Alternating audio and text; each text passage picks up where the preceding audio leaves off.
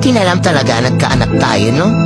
Mahirap pero kung iisipin mo, sobrang blessed pala natin kasi mula nung naging magulang tayo.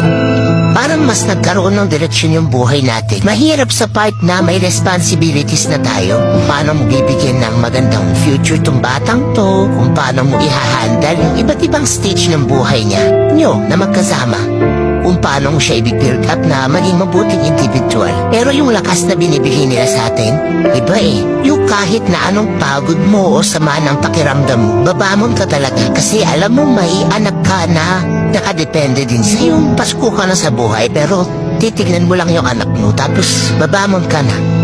Lalaban ka na ulit yung mga bagay nga dati na hindi natin nagagawa, nakala natin hindi natin kaya. Magugulat ka na lang nagagawa na natin nung nagkaanak tayo. Wala na yung hiya-hiya, wala na yung pride, basta para sa mga anak. Kasi wala naman na sa atin yung sentro ng buhay natin eh, nasa kanila na. Alam mo yun, parang mas tumakas tayo nung nagkaanak tayo. Ang dami natin na-discover na strength natin. Pansin nyo yun, parang mas naging mapamarap tayo.